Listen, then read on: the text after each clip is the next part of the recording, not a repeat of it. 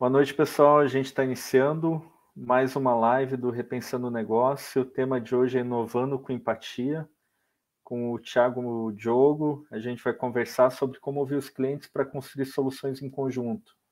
A gente vai falar de ferramenta, mapa do empatia, como utilizar isso para desenvolver soluções para o negócio. A gente está começando aqui já.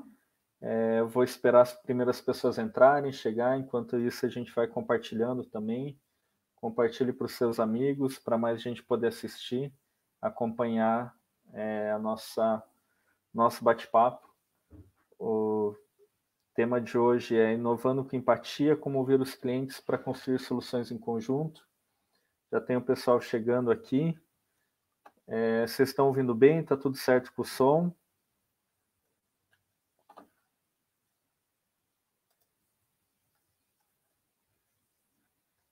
Deixa eu ver, acho que está tudo ok por enquanto. A gente já tem espectadores aqui.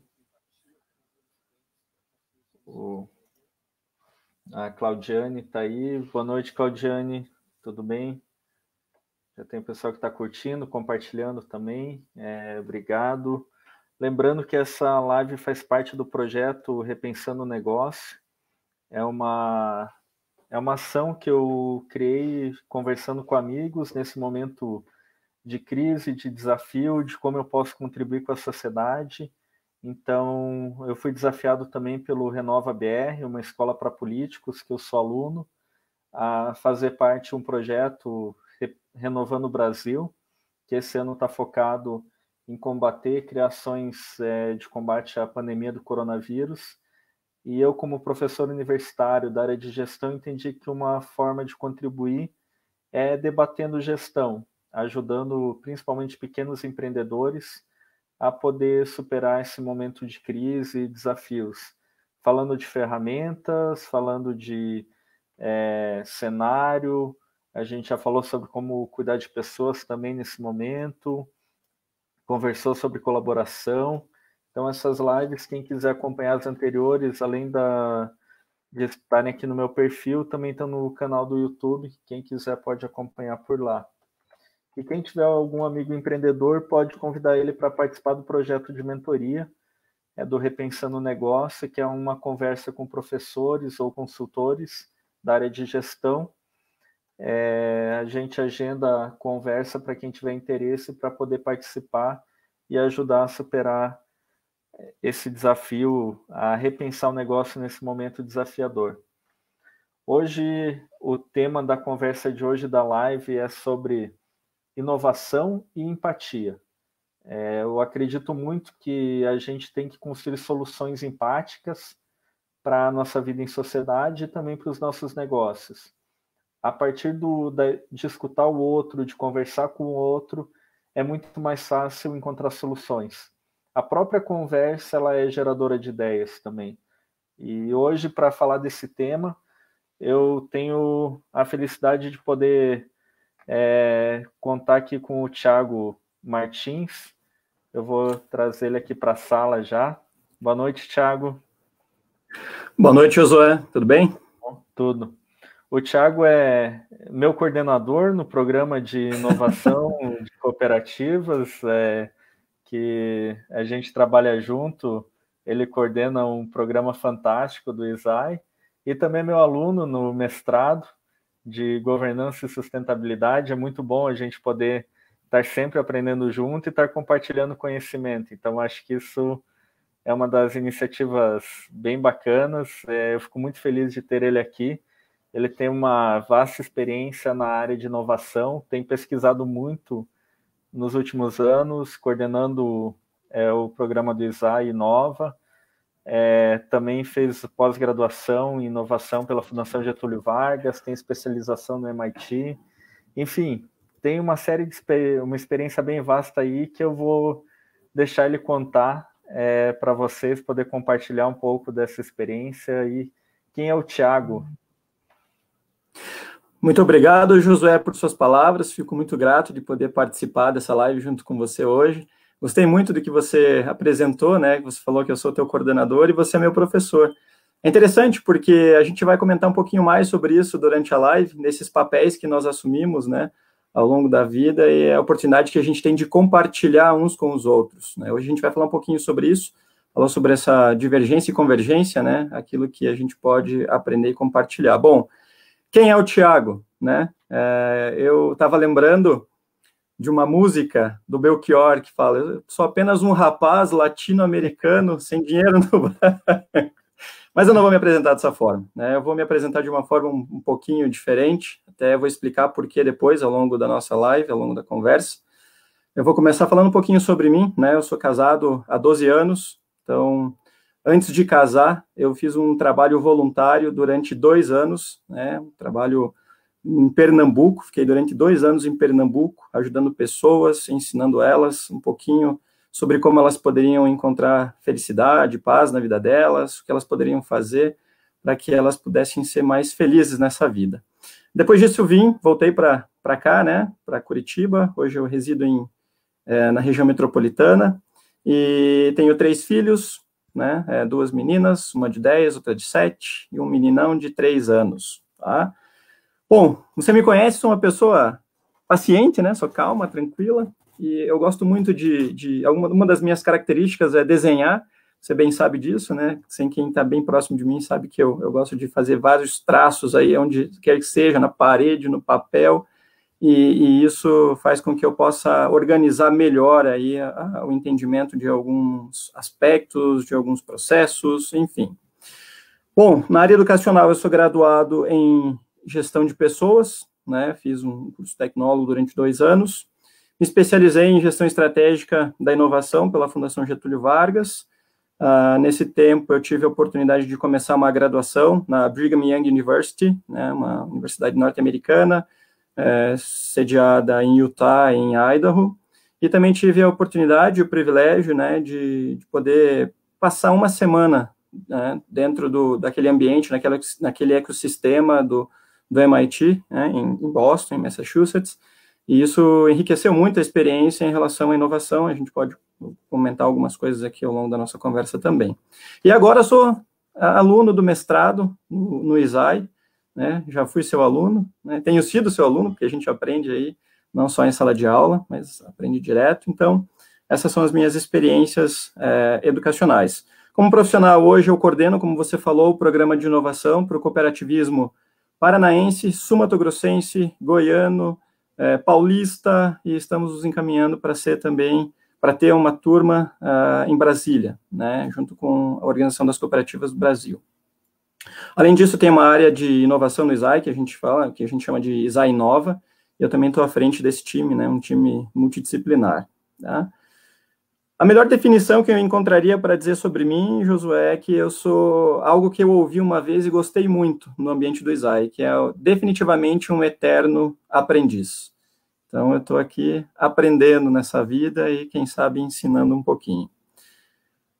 Como eu comentei com você, a gente em outra conversa, né, a melhor definição, eu acredito, e isso já é um ponto que eu trago de uma experiência que nós tivemos dentro do MIT, quando a gente vai preencher testes de personalidade, geralmente a gente pede para que outra pessoa preencha, né, para nós. Esse seria o ideal, porque as pessoas que estão à nossa volta e aquelas que estão mais próximas de nós é que podem realmente falar melhor sobre nós. E aí eu queria saber de você também, fazer um pouquinho, inverter aqui. Quem é o Thiago para você?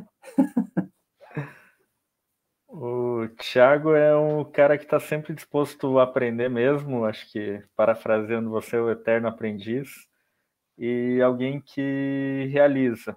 Eu acho que dentro do ISAI a gente tem visto muitos projetos que saíram do papel graças à iniciativa, atuação e paixão que consegue colocar nos projetos. Então, acho que isso é muito bacana de poder conviver com alguém que está fazendo acontecer, está realmente se movendo, atuando e mudando a vida das pessoas que estão junto, que estão próximos, sempre com esse olhar atento, carinhoso e tentando trazer um incômodo para gerar inovação nos diversos ambientes no qual está inserido, seja no de soluções do ISAI, agora no Exai Nova e também nas cooperativas que você tem dialogado muito e outros programas de uma maneira geral. Então, acho que de fato é um eterno aprendiz e alguém que incomoda para fazendo perguntas, buscando encontrar outros caminhos, achar outras formas de aprender, de encontrar solução. Eu acho que isso tem tudo a ver com a conversa de hoje, de tentar repensar o negócio. Deixa eu só aqui dar uma boa noite para o pessoal, a Maria Joana, o Leonardo, Ana Carolina, o meu pai, o Remy, a Lídia, mas não é minha mãe, é a Lídia Claudino, minha mãe também é Lídia, a Claudiane, o Douglas também, o Douglas lá do Exai também, nosso colega. Olá, Douglas. Então, uma boa noite para vocês, muito bom contar com a presença de vocês aí também. E hoje a ideia é falar um pouco sobre Design Thinking, e aí principalmente uma das ferramentas dele, que é o mapa da empatia. Então, só o que é o Design Thinking, Thiago? Design Thinking é uma abordagem de trabalho colaborativo. Se a gente for traduzir isso em poucas palavras, seria a forma que a gente tem de absorver o que cada pessoa tem de melhor em relação à criatividade, porque todos somos criativos, para que a gente possa encontrar a solução para diversos desafios que nós temos hoje no mundo. E hoje estamos vivendo uma época em que temos que reconstruir e ressignificar muitas coisas, e quanto mais colaboração, mais soluções empáticas, mais soluções construídas a diversas mãos, que fazem com que a gente sempre lembre que a gente precisa trabalhar em conjunto, né? Uma coisa que eu tenho aprendido com você é que, mais do que ter um salvador da pátria, que vai ter todas as ideias, ou o gênio solo, né? Até já posso adiantar aqui um conceito, é a questão de nós termos a colaboração de diversas pessoas que aprenderam de formas diferentes, que têm referenciais diferentes, repertórios diferentes, que podem construir em conjunto soluções viáveis que não fazem sentido apenas para si próprio, mas que fazem sentido para outras pessoas, né? Então, é essa abordagem que o Design Thinking ele busca, né? É trazer a gente até fala sobre o duplo diamante, né, que é um conceito dentro do Design Thinking, que é a questão de você divergir, muitas vezes, para depois convergir. Uhum. Tem uma ênfase muito grande na solução, a busca por solucionar os problemas, né, e para trazer as pessoas, os diversos stakeholders, todas as partes interessadas para o centro do debate, da conversa. Então, é um olhar para solucionar problema, e a ideia do design, de um jeito de pensar a partir do design, é porque o design tende a ser centrado no usuário. Então, o Design Thinking é fazer gestão pensando de fato em quem está recebendo aquele produto, serviço, e também quem está executando o produto ou serviço para dar conta. Trazer as pessoas para o centro, não ficar como desenhando um processo como se não tivesse ninguém executando ou recebendo, né? Então, acho que essa é uma mudança muito grande que tem do jeito de fazer gestão. Você tira uma lógica muito linear, processual, e traz uma lógica mais empática. O que a pessoa que está buscando aquele produto, aquele serviço, está sentindo, está percebendo, e também quem está executando. Eu acho que essa é uma grande mudança que tem no jeito de prestar serviço. E o que você tem aprendido ao ensinar o Design Thinking para as pessoas? Como isso tem mudado a chave de quem atua dentro das organizações? É interessante perceber que quando a gente trabalha com uma abordagem mais empática e a gente traz as pessoas para o centro do negócio, como as soluções elas fazem mais sentido, porque elas atendem maior parte do tempo aquelas pessoas a quem você vai oferecer o teu serviço, o teu produto, o teu processo, e você melhora a experiência que essa pessoa tem com o teu negócio. Então, o mote aqui é justamente isso que você trouxe, é de colocar a pessoa no centro, de fazer com que a inovação não seja percebida apenas como tecnologia, hoje é fundamental. Hoje, se a gente for olhar para a inovação e lembrar que a gente fala que a abordagem não é só tecnologia, a tecnologia hoje está fazendo muita diferença. Em função da tecnologia que a gente está podendo fazer, trabalhar de casa, por exemplo, tem pessoas que estão fazendo meditação, tem pessoas que estão fazendo diversas coisas online, e é por causa da tecnologia. Mas só a tecnologia, se não houvesse os métodos de meditação, se não houvesse... enfim, aquilo que tem por trás, as pessoas da tecnologia, isso também não faria sentido. Então, o que eu tenho visto é que as organizações, elas têm se debruçado mais sobre essa questão de pensar, de trazer esse pensamento de design, e aí eu já acredito muito que os designers, né, que são aquelas pessoas que trabalham mais focadas em observar o mundo de uma forma diferente, eles se permitem isso, a enxergar as coisas como não a maioria de nós, às vezes consegue enxergar, mas eles conseguem enxergar tudo de uma forma diferente, em transformar a experiência das pessoas mais humana. Então, eu tenho percebido isso com as empresas, né, de você fazer o human to human, que eles falam, né, de humano para humano, né? Então, isso é fundamental para os negócios hoje. E hoje, quando a gente olha, né, o que a gente está vivendo, ainda mais, né, a gente trazer essa abordagem empática. E uma coisa interessante, Josué, porque hoje todos nós estamos na mesma situação. Quando você tem que ter uma abordagem empática com uma situação em que você ainda não viveu, às vezes tem algum gatilho teu que não foi acionado, mas quando você está passando pela mesma situação que o mundo inteiro está passando, aí você consegue ter uma abordagem ainda mais empática. Uhum. O Giba está nos acompanhando aqui também, a gente conversou semana passada sobre pessoas, quem quiser acompanhar também ficou aqui no histórico, vale a pena ver a live, reforçou humano para humano, e isso me chamou muita atenção, assim, o pensar esse tema para trazer para a conversa, falar de empatia, porque a gente está num movimento muito empático, por um lado, das pessoas entendendo que tem cachorro latindo, que tem criança chorando, que alguns prazos não estão sendo dados contas por causa dessa mudança de ambiente, de uma série de mudanças, de olhar para a sociedade, de tentar ajudar para quem está perdendo renda, alguma forma de compensar.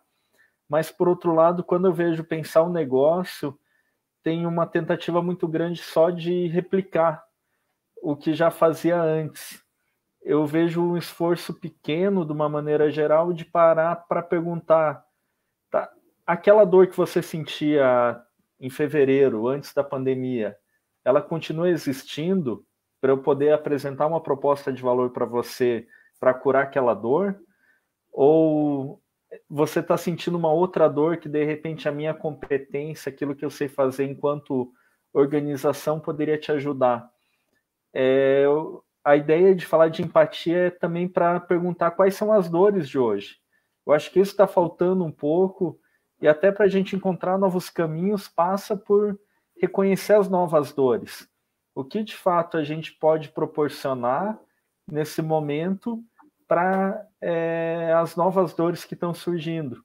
E aí, como que essas ferramentas do Design Thinking podem nos ajudar a entender quais são as dores que o nosso consumidor antigo ou novo está sentindo?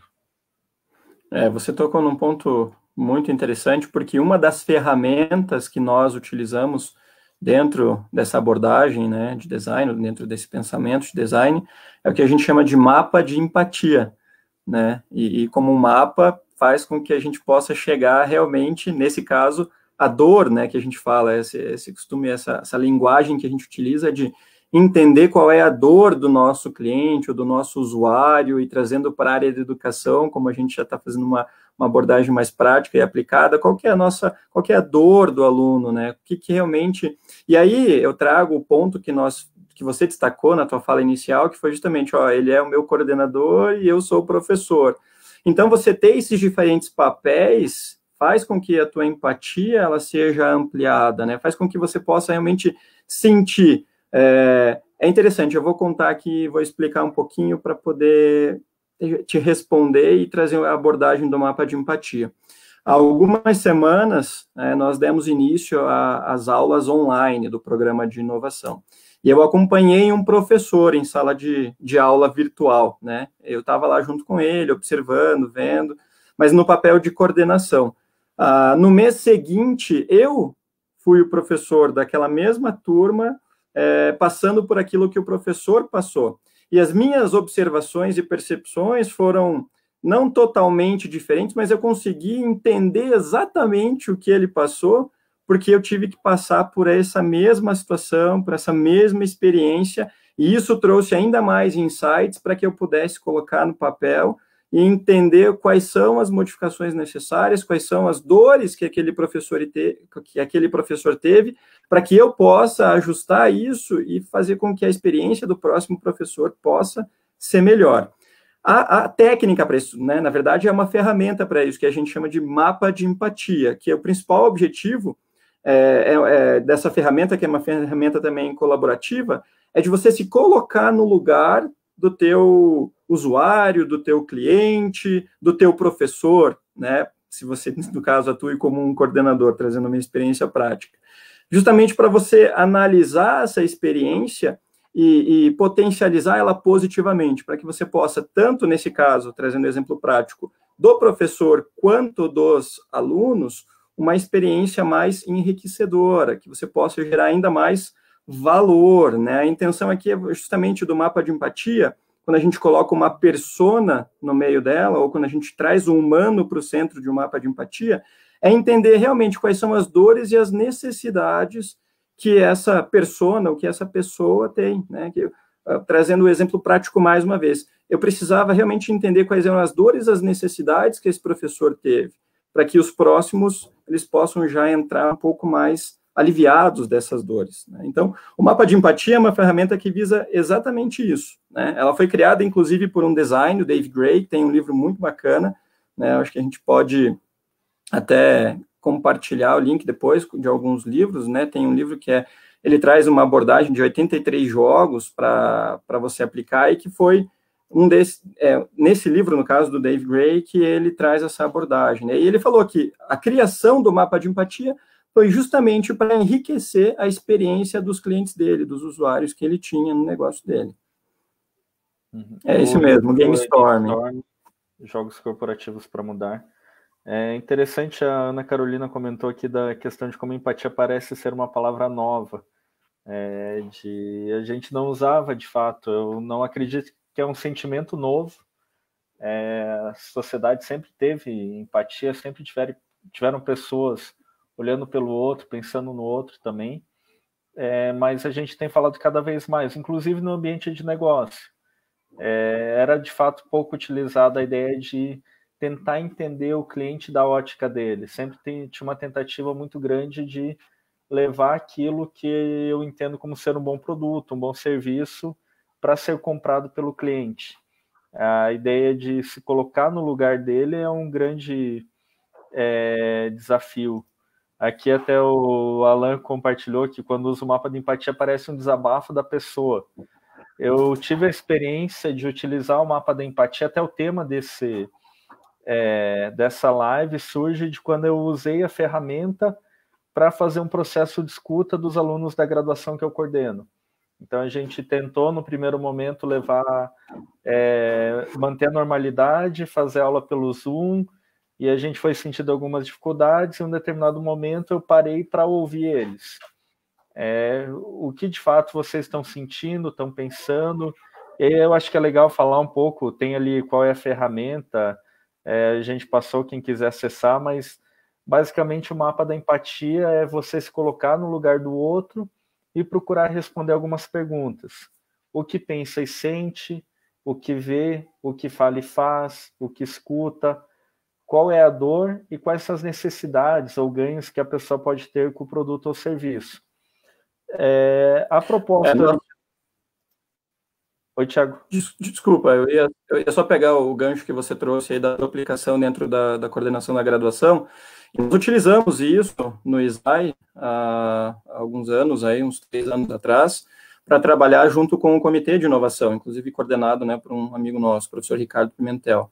E nos grupos que nós estávamos mentorando, né, ajudando a encontrar soluções para os desafios que nós vimos dentro, que foram levantados dentro do ISAI, nós também usamos o mapa de empatia, né, inclusive foi interessantíssimos os resultados que nós tivemos com relação a a trazer a visão do outro dentro de um mesmo ambiente em que nós estávamos, mas que nós não conseguimos enxergar.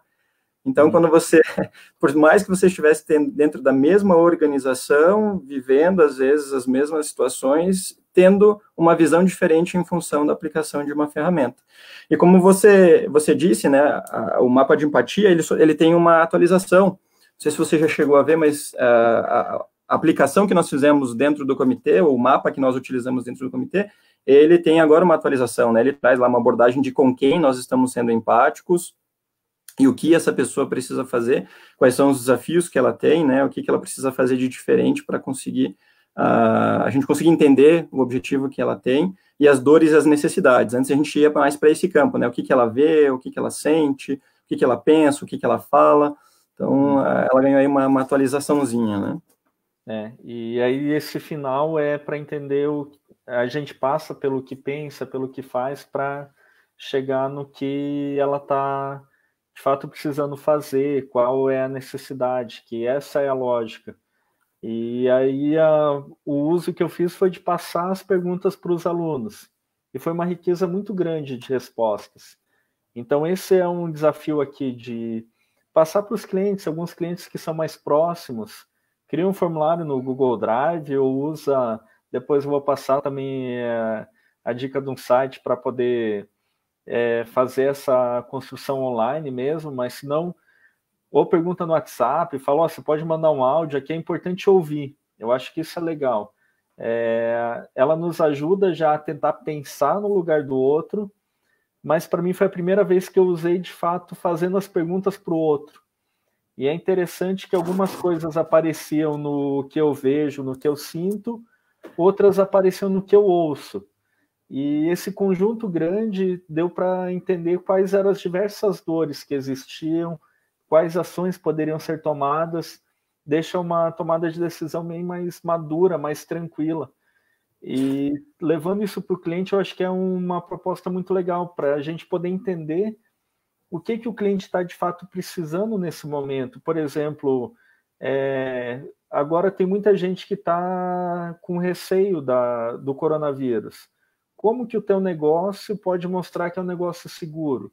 Você faz entrega de alguma coisa. Como você mostra que você cuida para que a entrega não seja um transmissor de vírus?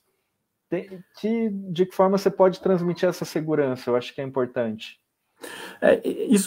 Essa abordagem que você trouxe é sensacional. Era uma das minhas, não vou dizer que eram críticas à ferramenta, porque a ferramenta é excelente, mas a gente não pode ter achismo, né? Quando a gente cria uma persona, a gente tem algumas coisas que nós precisamos imaginar.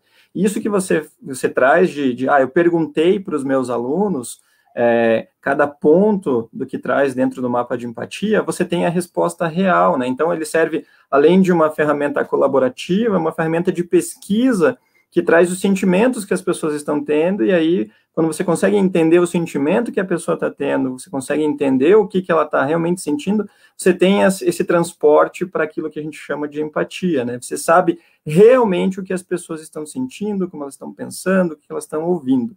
E isso é fundamental, porque quanto menos achismo nessa ferramenta, melhor, né? Você precisa entender exatamente o que está acontecendo para que você possa agir. O passo seguinte é fundamental. Você vai entender e se colocar no lugar para depois agir. Não é apenas você entender o que está acontecendo para, agora eu sei. Tá, não é apenas saber, agora você precisa agir, né? E como que você vai agir para melhor atender a essas necessidades, essas motivações que você conseguiu entender do teu cliente. Quando a gente fala e olha para o negócio, aqui a jornada que o cliente tem, né? A gente costuma chamar de jornada do cliente, a experiência que ele tem, e deve ser a tua missão, né? Satisfazer essas expectativas e até superá-las. E aí você consegue isso entendendo muito bem, sendo empático e transformando essa empatia em ação, em atitudes, né? E aí você consegue ter a questão vamos cunhar um termo que eu já usei em uma outra live, isso de criatividade empática. Não basta você apenas ser criativa, essa criatividade, essa ideia maravilhosa, ela tem que fazer sentido, né? Então, você colocando isso depois de ter tido os resultados da aplicação da ferramenta e sendo empático, agindo para suprir essas necessidades. Uhum. Ana Carolina fez uma pergunta aqui: a partir de qual idade pode ser aplicado o mapa da empatia? Se eu não me engano, ela é professora de CMEI, então está pensando bem nos pequenininhos. O Thiago tem um filho de 3 anos, a Ana, minha filha, tem quase 3 também. É mais difícil eles responderem diretamente a perguntas como essas, mas acho que mesmo nessa idade é possível utilizar essa lógica, assim, de você tentar entender da perspectiva do outro. O mapa, ele é um guia para, construindo essas personas, a gente procurar entender o que elas estão pensando, sentindo, ouvindo, qual o problema que ela está vivenciando. Então, acho que, pensando nessa realidade do CMEs, ela pode ser muito útil para a gente conversar, entender os pais que estão com os filhos agora em casa e quais são os desafios que eles estão enfrentando nesse processo de desenvolvimento da criança, quais são os medos que eles estão tendo. Por exemplo, eu tenho conversado muito com a minha esposa do desafio de convivência, que a nossa filha é filha única, por enquanto, tem de não poder conviver com o outro. É um grande limitador do processo de desenvolvimento, de educação. Então, acho que esse é um desafio também que os pais perguntam, mas a criança, quais são as dores que ela está sentindo, ou dentro de uma sala de aula de um contexto, quais são os medos que ela pode ter? Eu acho que independe de idade, mas cada idade traz sua limitação diferente, assim, dos seus medos, de suas angústias, da forma que você pode aplicar, mas a ferramenta pode ajudar mesmo a entender essas diferentes cidades, diferentes contextos, diferentes realidades, né? Com certeza. Eu acho que é possível sim a aplicação, né? Eu penso que com certeza você consegue. Com certeza as crianças também não vão responder como você fez a pesquisa com seus alunos da graduação, mas a gente consegue ter um olhar empático junto com as experiências que são realizadas com as crianças. Como você disse, né? Eu tenho um de 3, eu tenho uma de 7 e tenho uma de 10 anos, né? A Sofia, Valentina e o Samuel. E é interessante que, mesmo com a mesma criação, existem personalidades diferentes, né? Então, se você fosse pensar em fazer um mapa de empatia, você teria que fazer um mapa de empatia para cada uma delas. Você teria que fazer uma persona diferente para cada mapa, né? Então, para poder entender exatamente e fazer um apanhado geral depois, para poder trazer a abordagem que iria atender as necessidades das diferentes personalidades. Eu vi que agora a gente está colocando aí o Miro.com, né? O Miro é um site colaborativo. Ele tem alguns templates de diversas ferramentas, entre elas o próprio mapa de empatia dentro do Miro, e você pode fazer isso na situação atual que nós estamos, né, mesmo não presencial. Esperamos que logo possamos fazer isso presencialmente, mas é possível colaborar também online. A Ana Carolina comentou que é catequista também, pensou neles, de repente pode até usar o Miro ou alguma outra ferramenta online para construir junto com os adolescentes. Então, acho que é uma possibilidade nesse momento de abrir para temas mais diversos, para falar da percepção e das angústias. Para mim foi bem significativo ouvir as angústias dos alunos. E eu acho que esse guia, esse conjunto de perguntas, ajuda a interpretar melhor a realidade. Não é uma única pergunta: o que você está sentindo? O que você está ouvindo é diferente. O que você está vendo. E aí cada um revela algumas coisas, assim, por exemplo, a questão de necessidade eu fiz com os alunos e com os professores. Teve um professor que, além da necessidade de fato que estava sentindo, ele colocou: estou necessitando de um carro, não lembro qual que era, uma Ferrari 2020. Por que eu estou precisando rir? Eu coloquei esse comentário para você poder rir um pouco quando você estiver lendo. Ele demonstrou empatia comigo ao responder a pesquisa e tentou levar isso, e desde lá eu tenho inserido mais alguns elementos leves nas minhas aulas ou nas conversas, tentado de alguma maneira também lembrar que a gente tem que levar a sério o problema que a gente está enfrentando, é uma pandemia, é difícil, mas também tem que levar a vida, e a vida tem sorriso, tem choro e tem riso, não é só choro o tempo inteiro, não é só riso o tempo inteiro. Então, acho que a gente tem que trazer essas duas coisas também, é um desafio desse momento atual. E a gente precisa conversar mais, né, José? Quando a gente olha para ferramentas desse tipo, a gente fica pensando em como seria interessante se nós tivéssemos feedbacks mais naturais, né, numa conversa em que você pudesse apresentar as tuas dores, apresentar as tuas necessidades e que isso fosse construído de forma colaborativa, né, entre... E tem grandes empresas que constroem dessa forma, né, eles pegam exatamente aquilo que os clientes deles trazem, justamente para que possa construir as soluções, né, ou não só construir, mas alterar, remodelar. Então, existem plataformas abertas de sugestões e de soluções, e quanto mais colaborativo, melhor. Quanto mais visões de mundo diferente, melhor. Quanto mais diversidade, melhor. Tem um livro que eu sempre cito, de uma autora que eu também sempre utilizo, que é a Linda Hill, em que ela fala sobre a genialidade coletiva. Então, nós conhecemos, geralmente, esses gênios solos, né? Essas pessoas que, às vezes, aparecem como aquelas que têm todas as soluções. Mas a gente sempre precisa lembrar que, além dessas pessoas que comunicam muito bem, a gente tem muitas outras pessoas por trás. Então, a Linda Hill, ela diz que a genialidade colaborativa, a genialidade coletiva é a capacidade que a gente tem de pegar a parcialidade de genialidade de cada pessoa e transformar em genialidade coletiva. Ela fala sobre 3 questões também, sobre a capacidade que se tem de você discutir ideias dentro de um grupo, que é a abrasividade coletiva, em que você discute e diverge, né? A capacidade de você testar rápido, de criar ideias criativas, de forma rápida, e também de você testar rápido. E ela fala que o molho para tudo isso é a liderança. Então, se você tem um bom líder de inovação, se você tem alguém que encara e bate no peito e fala, vamos colocar isso para rodar, você vai conseguir traduzir melhor a inovação dentro do teu ambiente, do teu negócio. Então, sempre lembrando da questão de liderança, que é fundamental. Uhum.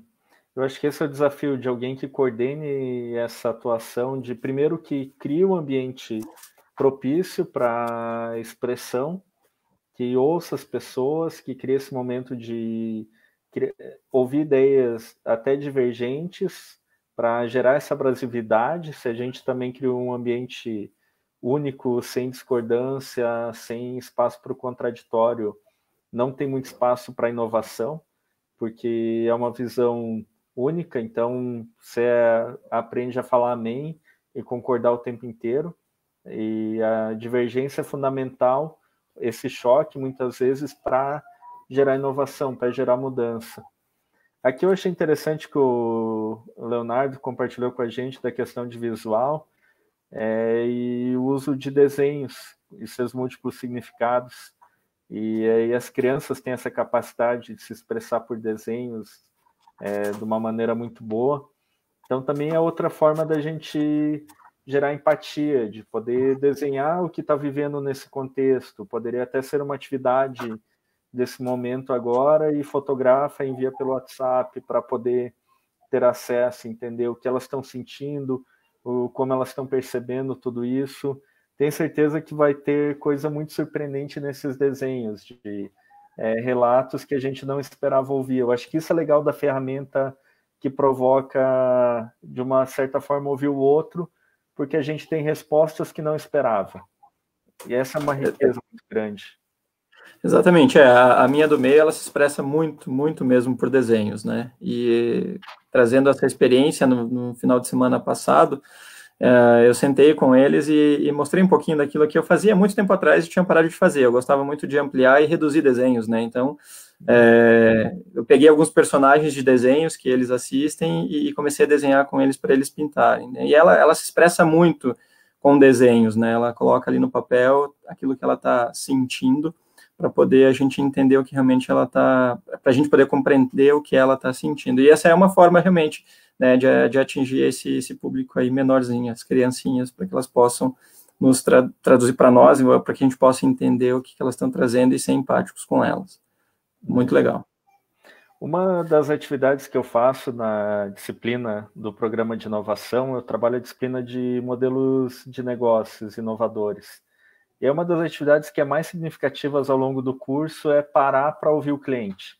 Então, os alunos aprendem o Canvas, que é o modelo de negócio, proposta de valor, qual é o público-alvo, como que eu me relaciono com ele, vão construindo. E em um determinado momento da aula, eles têm 1 hora para entrar em contato com esse cliente. Por WhatsApp, por ligação, de alguma maneira eles têm que buscar ouvir o cliente para validar esse modelo de negócio. E é muito interessante porque tem soluções que a equipe estava achando fantástica, já tinha feito uma apresentação prévia, já eram 4, 5 pessoas pensando junto, achando aquilo muito bom, tinham compartilhado com outro grupo, validado, e a hora que para ouvir o cliente não viu valor nenhum. E aí dá aquela decepção de, pô, você está resolvendo um problema que não existe. E até vontade de mandar o cliente embora, alguma outra coisa assim. Então é um aprendizado muito grande. Outros já, quando vai ouvir, tem uma validação, tem um processo de, ok, eu espero ter isso mesmo para consumir. Quando que isso vai estar disponível? Eu quero para ontem, eu quero 2, eu quero comprar logo. Então isso é muito legal desse processo de escuta, de validação também. Eu acho que agora no processo da pandemia, da gente ressignificar muitas coisas, tem muitas tentativas de adaptar. Na área de educação, a gente está tentando adaptar. A videoaula mais tradicional, ir para uma aula do Zoom, no mestrado funcionou bem, na graduação a gente está tendo dificuldade. Então, dependendo o que você vai trabalhar, tem diferentes realidades. Mas como que a gente consegue trabalhar isso para os diferentes públicos? Qual é o modelo de adaptação? Acho que esse é um grande desafio, e também entender o que o cliente está buscando nesse momento. Ele está buscando essa formação de longo prazo, de curto, que é um problema imediato, são desafios atuais, né? Dentro das cooperativas, Josué, você sabe, e eu gostaria de compartilhar isso, né? A nossa primeira atitude foi justamente capacitar o que a gente chama de agentes de inovação. E aí a gente está falando sobre transformação de modelo mental. Então, a gente começar a trabalhar essa questão, de trabalhar com o mindset, né? Fazer com que as pessoas virem a chave, porque agora, mais do que nunca, a gente tem muita tentativa e erro. Então, é o fail fast, learn faster, né? Falha rápido, aprende mais rápido ainda. E é importante isso, porque você precisa, para que você possa se permitir o erro, há uma grande parcela de autoconhecimento que você precisa se desenvolver, né? Você precisa se permitir, você precisa não se limitar pelo seu medo, ou enfim, você precisa realmente pensar de uma forma diferente nesse novo mundo que a gente está vivendo. Então, algumas pessoas antes mesmo desse tempo já conseguiam isso, mas hoje, mais do que nunca, essa tentativa e erro, ela tem que ser com um custo baixo. Então, você não pode também só pensar assim, não, vou testar e se falhar não deu certo e aí vamos para frente. Mas nem todo mundo vai mais conseguir fazer isso. Então, o que você precisa fazer é ponderar muito bem, entender, mais uma vez, muito bem o que você vai oferecer, se realmente aquilo faz sentido para o teu negócio, para quem você está oferecendo, porque o teu custo ele tem que ser baixo nessa tentativa e erro. Não é o erro pela displicência, mas é o erro pela tentativa do acerto, e às vezes o acerto na primeira. Se você não acertar, opa, vamos para a próxima. Então, eu acho que essa é uma das formas, né? Então, quando a gente fala sobre isso, é fundamental a gente falar que há necessidade dessa transformação, de você, quando nós pensamos no programa, quando nós pensamos em capacitar esses agentes, o mote principal, o nosso propósito era fazer com que nós tivéssemos uma cultura, fomentar a cultura de inovação dentro do ambiente cooperativista, que é um ambiente tradicional, né? Em ambientes um pouco mais tradicionais, você precisa começar pela transformação do modelo mental. Em outros ambientes, talvez você já possa ir um pouco mais rápido, mas essa tentativa e erro, essa questão do falhar rápido para aprender rápido é fundamental. Então, você precisa se permitir errar, né? Você precisa aprender com esse erro. E você precisa entender que quando você consegue errar com as dicas do teu usuário, o teu erro vai ser um pouco menor, né? Não vai ser tão grande. Então, acho que essa é uma das formas que pode ser feita para poder conseguir atingir esse objetivo aí. Uhum. Tiago, quando a gente estava preparando, falando da live, você passou uma dica de 5 TED Talks para entender o que é empatia. Quer comentar um pouquinho do que tem neles para recomendar para o pessoal também? Eu coloquei o link aqui, vou subir no comentário. Ali vocês vão encontrar, né, alguns TEDs que traz a abordagem sobre empatia. Eu queria muito falar sobre isso e agradeço você por ter puxado esse tema, que pode parecer muito simples e muito fácil você se colocar no lugar de alguém, né?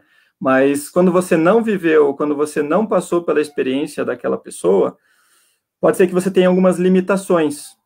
Então, vou trazer um exemplo prático. Nós que trabalhamos com educação, e você já trouxe um exemplo também como coordenador da graduação, quando nós puxamos os alunos ou quando nós chamamos eles para construir junto com eles, a gente tem uma ideia do que eles já passaram, porque todos nós ou fomos ou somos alunos, e a gente sabe o que a gente gostaria de ter. Mas, às vezes, o que a gente gostaria de ter como um aluno de pós-graduação, um aluno de mestrado, um aluno de doutorado, é diferente do que um aluno de graduação gostaria de ter. E aí é fundamental que a empatia, ela seja de quem realmente está na situação, e não enxergar com os meus olhos o que aquela pessoa está passando, e sim o que aquela pessoa está passando com os olhos dela, não com os meus. E dentro desses TEDs tem essas abordagens relacionadas à questão da empatia. Diferentes abordagens, né? Vocês vão encontrar ali alguns TEDs bem interessantes. Foi um apanhado que foi feito com 5 TEDs, trazendo essa questão da abordagem empática, da empatia, e como você desenvolver isso, né? Que é possível aprender como você se tornar mais empático. E como que aprende a se tornar mais empático? Assim, é interessante que parece que são características quase que naturais, assim, ou você nasce sabendo ouvir ou tem muita dificuldade de ouvir e entender. Como que você acha que a gente pode desenvolver também esse processo de entender mais o outro, né? Veja, no livro DNA do Inovador, ele traz 5 características, 5 competências, 5 habilidades daquelas pessoas que pretendem trabalhar com inovação radical. Uma delas, vou falar sobre uma delas, é a questão de experimentar, né? Então, experimentar é uma coisa que faz com que você possa se tornar mais empático. Experimentar vir para casa por uma outra rua, experimentar visitar algum outro local, sentar em um banco da faculdade que você não sentava antes, experimentar, tudo que você puder experimentar. Isso é uma das características e habilidades que Clayton Christensen, um dos autores que eu gosto muito, né, Clayton Christensen, ele fala que é fundamental para que você possa trabalhar com inovação radical, você desenvolver 5 habilidades, né? Dentre elas tem a questão de experiência, né, de você experimentar muitas coisas. Aí tem a questão de observar, que é uma outra habilidade fundamental, você começar a observar, né, associar coisas que às vezes pareciam, é uma outra habilidade, associar coisas que por vezes você achava que não fazia nenhum sentido, mas que agora fazem, são algumas características. Então, você experimentar, observar, associar, ter uma rede de networking, né, você ampliar a tua rede de networking, se relacionar com pessoas que antes você não se relacionava, conversar com essas pessoas, entender como elas enxergam o mundo, né, trocar ideia mesmo, bater um papo, né, estreitar relações e não só conviver com aqueles que você sempre se relacionava. Então, esses são alguns pontos importantes que podem ajudar nessa questão de você se tornar mais empático, né, de você poder experimentar, associar, observar, criar uma rede de networking, essas coisas vão ajudar a ampliar aí a tua percepção, fazer com que você se torne mais empático, para que você consiga ouvir melhor, entender melhor outras pessoas. É interessante que a gente cada vez tem falado mais de empatia, mas, por outro lado, tem vivido com alguns elementos que dificultam a empatia. Por exemplo, celular, que hoje alguns de vocês devem estar acompanhando a live pelo celular, mas é algo que limita muito a nossa capacidade de observação, porque hoje a gente para de olhar o contexto, para de, em qualquer momento, quando você tem 30 segundos de folga, o que você faz?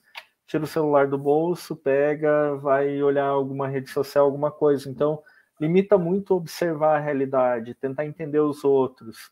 Eu acho que esses também são aprendizados que a gente tem que desenvolver, de parar para ver, parar para entender o além, não querer buscar confirmação das nossas respostas. Por exemplo, agora que a gente está interagindo muito mais na rede social do que no cafezinho da empresa, ou daquele ambiente mais informal que a gente podia conviver, que agora está mais limitado. Como que eu consigo ver além? Como que eu consigo... Às vezes, achei legal que o Thiago falou muito do conversar também, de chamar para uma conversa mais individual, ligar para a pessoa, estar em contato mais humanizado de alguma maneira, ou tenho falado com alguns amigos que às vezes a busca, tenho preferido ligar sem vídeo, parece que concentra mais na voz, em outros detalhes que a gente tem numa conversa um pouco não tão acelerada quanto o vídeo parece que nos provoca. Então, também olhar para essas diferenças, para esses momentos, mas buscar conversar com o outro, fazer perguntas que permitam um diálogo. Eu acho que esse é um desafio. A gente está muito fazendo afirmações. É isso, é aquilo, é outro, e está fazendo poucas perguntas. O que de fato você está sentindo? Como está sendo ter a aula online? Como está sendo ficar com o filho em casa o dia inteiro? Como que está sendo consumir comida por delivery agora? Você pensa um dia voltar a vir para um restaurante? Em que momento você pensa em voltar? Fazer perguntas que não tenham respostas prontas, que permitam a pessoa expressar, falar dos seus medos, suas angústias. O Alan está aqui nos acompanhando, eu lembro que ele falou do hospital na semana passada, do desafio que está sendo trabalhar em hospital nesse momento também. O que as pessoas que estão deixando de cuidar da saúde, dos outros milhares de problemas que a gente tem também, que a gente não está procurando apoio profissional agora, estão pensando? Estão com tanto medo, será que tem alguma maneira de trazer segurança para poder continuar tratamentos que deveriam ser continuados e não descontinuados? Então, fazer essas perguntas também é fundamental nesse momento. Parar para ouvir, não ir com a certeza ou procurando resposta A ou B. Eu acho que esse mundo binário que a gente ficou no Brasil muito polarizado também está muito ruim nesse aspecto. Você vai para encontrar uma única palavra, que a partir daquela palavra você já definiu todos os elementos, já categorizou a pessoa, como ela é, o que ela pensa, o que ela gosta, se ela presta, não presta. Então também a gente ir um pouco mais aberto, deixando a pessoa ser mais uma página em branco que vai sendo preenchida aos poucos. Não é com uma única palavra que você já definiu todo o desenho da pessoa, tudo que ela pensa, tudo que ela faz. E com menos categorizações também nos ajuda a entender melhor o outro, né? Não só nesse momento, mas especialmente agora, com a comunicação mais distanciada. E ouvir, né? Às vezes a gente está... exatamente isso como você trouxe, né? Ouvir. E não é ouvir pensando no que você já vai responder, ou o que você tem para dizer, mas ouvir, internalizar, ponderar, refletir, e aí, então, né, ter uma análise um pouco mais completa, mas realmente entender o que a pessoa está sentindo, o que ela está ouvindo ao redor dela, o que ela está vendo, como que ela está pensando, como que ela está agindo, inclusive, para que você possa ajudar ela a encontrar uma solução mais viável aí para o desafio que ela está vivendo. E no negócio, como você pode suprir essas necessidades, como que você pode ajudar essa pessoa a atingir o objetivo que ela tem. Na verdade, os negócios são facilitadores, devem ser, né? E está disposto a mudar os processos internos, seus produtos, seus serviços, aquilo que você tem para oferecer para o teu usuário, para o teu cliente, mas lembrando que ou usuário, ou cliente, quem seja, são pessoas, né? Então, principalmente, são pessoas. Uhum. Thiago, a gente já está com 55 minutos de live quase, caminhando para os finalmente agora. Que dica, comentário final você quer deixar aqui para o pessoal sobre empatia, sobre inovação? Muito bem. Bom, antes de qualquer coisa, eu gostaria de agradecer a você, Josué, pela oportunidade, mais uma vez, de poder estar aqui conversando um pouquinho sobre temas que eu gosto muito, né? Inovação, pessoas, empatia, ferramentas que facilitam a nossa vida no dia a dia. Agradecer a quem nos prestigiou durante a live, né? Pedir que compartilhem isso, né? Que conhecendo pessoas que precisam dessas dicas, dessas ferramentas e que precisam de mais informações, também podem contar com a gente, né? Nós nos colocamos à disposição. Além de agradecer, dizer que há muita coisa que ainda pode ser feita para ajudar a facilitar a vida de outras pessoas. A inovação, ela é isso, ela vem para transformar a vida de pessoas, para transformá-las em vidas melhores, né? Tem um livro que eu gosto bastante também, do Clayton Christensen, que é o Paradoxo da Prosperidade. Esse eu não passei para você, desculpa antes. Mas o Paradoxo da Prosperidade, ele traz uma abordagem de como a inovação ela vem para findar com a pobreza no mundo, né? Então, é fundamental que a gente comece a utilizar não só com a inovação, ela tem essa questão econômica ligada a ela, né? E tem que ser, fundamental. Mas como que a gente pode melhorar e facilitar a vida das pessoas por meio da inovação? Então, inovação para mim hoje é pessoas pensando em outras pessoas e como transformar a vida dessas pessoas. Então, era isso que eu gostaria de falar, de deixar, e mais uma vez agradecer, né, a você e a todos que nos prestigiaram. Muito obrigado. Legal. Thiago, eu também agradeço sua presença aí, eu acho que foi um excelente papo para a gente pensar um pouco em como repensar negócios a partir desse olhar para o outro, de gerar inovação. Enquanto você falava, citava mais um livro, fiquei pensando também o quanto às vezes a gente acha que inovar é só coisa rápida, sem profundidade. E aqui você passou uma lista de 4, 5 livros, já trouxe outras referências agora. Tem referência, vale a pena estudar. E a partir do estudo mais profundo, mais lento, que é o estudo do livro, a gente tem muito mais fundamento, repertório, para gerar inovação, que é algo prático rápido. Então, é legal conhecer ferramentas, como que a gente está propondo aqui do Mapa da Empatia, mas vale muito a pena ler mais também, ler sobre empatia, ouvir especialistas a partir do TED, buscar outras referências mais profundas, para a gente poder mudar as nossas práticas. Eu acho que esse é o desafio. Quando a gente consome só coisa mais superficial, tem dificuldade para, de fato, mudar comportamentos e mudar práticas. Então, fica um incentivo também para ler algo mais profundo, para buscar referências maiores, para poder mudar as nossas práticas. Então, esse é um grande desafio para a gente poder trazer inovação para o dia a dia. Mudar a nossa forma de atuar passa por ampliar nosso repertório, ampliar nossa forma de ver o mundo também. Tem um vídeo do Steven Johnson, tem um outro livro também, De Onde Vêm as Boas Ideias, que ele fala que para você encontrar soluções, muitas vezes tem que passar por um estado que hoje talvez a gente não consiga passar tanto, com tanta informação, mas um estado mais contemplativo.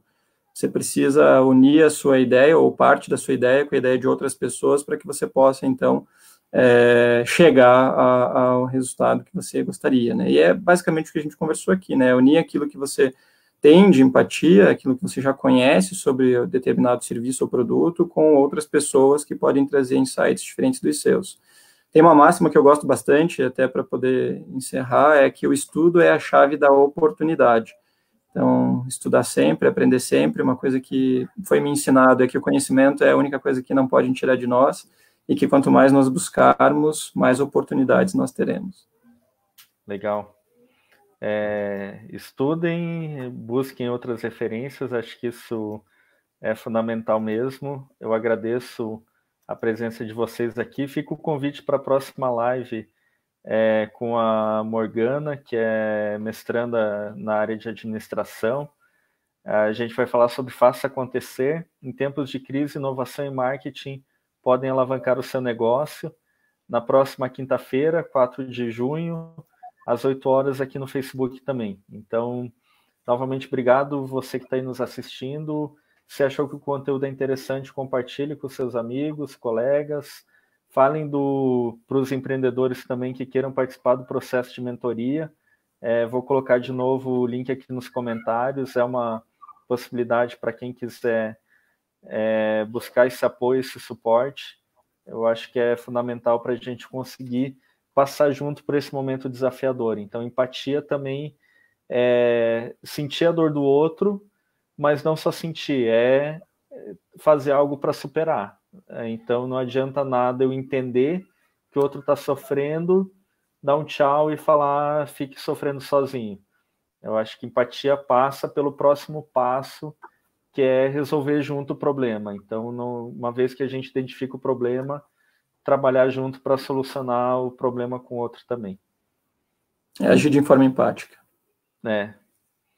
Então, pessoal, uma boa noite para vocês. Muito obrigado pela presença de vocês aí. Thiago, novamente, muito obrigado pela sua parceria aí. Um abração para todos vocês.